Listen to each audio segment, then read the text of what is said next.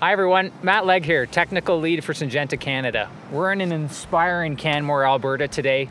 Coming out in spring, the snow's just starting to melt, and we're here to evaluate some snow mold activity with my colleague Jason Steadwell. So Jason, what exactly were you looking at right here? Well, thanks for coming out, Matt. We're looking at how a course comes out of winter.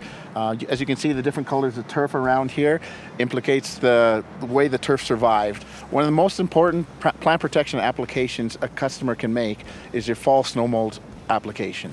And we're here to kind of evaluate how those things came out. You're totally right, Jason. I'm doing the same from a technical standpoint. Every spring we're evaluating what works, what doesn't work, and refining what we can do next. So why don't we go for a little bit of a walk and see if we can find some snow mold? Sounds good.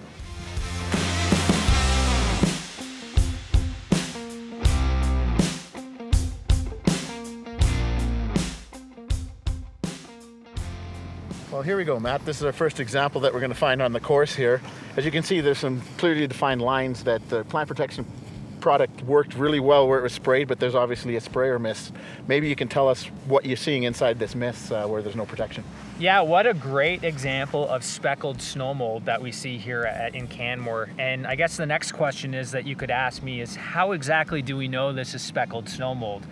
Well, when I'm looking at a snow mold breakthrough in the spring, there's some characteristics that I look for to really understand whether this was microdochium, whether this was gray snow mold, or in this case, whether this was speckled snow mold.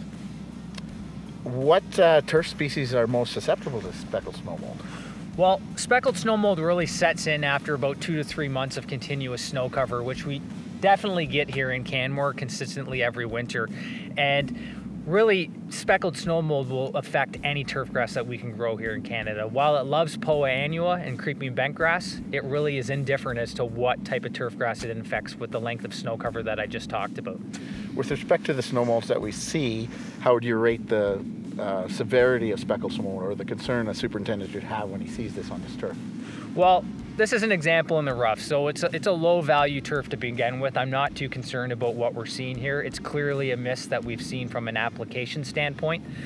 But the nice takeaway with any gray snow mold or speckled snow mold is that once the damage is done, it's done. We're gonna grow out of it. It's really just leaf blade induced damage. The crown of the plant is still viable. And once we get a little bit of heat and warmth, we're gonna warm up and grow right out of that.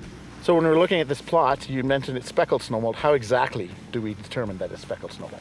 It's a great question, Jason. So again, as I mentioned, we've got 3 types of snow molds here that we can be dealing with. We can have microdochium, we can have speckled snow mold, or we can have gray snow mold. When I come onto a site that has damage, the first thing I really do to understand whether it was microdochium or gray or speckled snow mold is to look for the presence of sclerotia, which are small fruiting bodies that we see on the leaf blade of the plant. What we see here is a telltale sign of speckled snow mold because the sclerotia are small and black.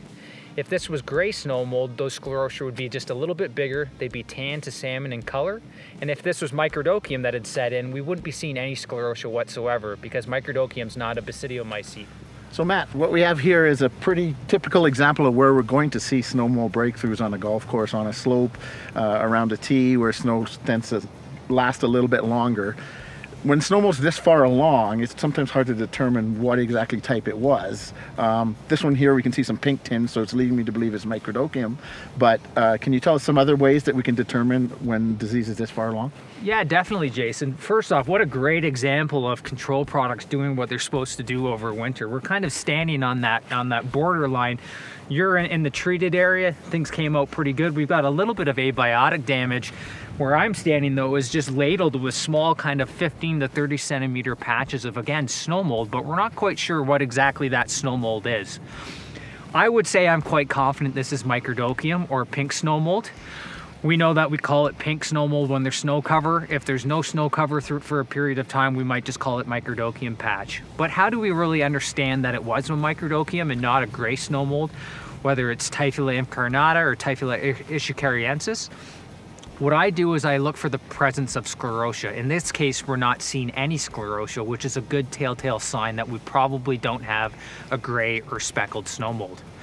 Furthermore, when we look at the hue of the turf, we see kind of that pinkish tinge that you were talking about. While it doesn't seem active right now, I'm pretty confident that we do have pink snow mold going on in this area. If the weather was to change, we got a little bit more humid, things warmed up just a little bit, we would probably see this reactivate and some mycelial growth start on the tissue of the leaf blade throughout this entire area where I'm standing. So what is the importance of determining whether it's gray or pink snow mold? We know that gray snow mold will only happen under snow cover. So determining that it's microdochium, as you had talked about, what's the importance of determining that? Yeah, that's a very good question. So the real takeaway is that if you've got a gray snow mold outbreak, whether it's gray snow mold or speckled snow mold, that damage is done. You've got to evaluate maybe the protection products that you used or the strategies that you undertook the previous fall and change things up the next year. But if we are dealing with microdochium, we have the ability for that pathogen to reactivate and reinfect here in the spring. So we've probably got to consider our options as to what we can do to go out and protect the turfgrass plants that aren't currently infected by this disease in case the conditions do change in its favor. Well, it's pretty exciting because we have a broad portfolio of products that we can actually address microdochium patch with, or microdochium nivale, contact systemics, a variety of them. Can you just elaborate a little bit on which is the best product to choose at this time of year?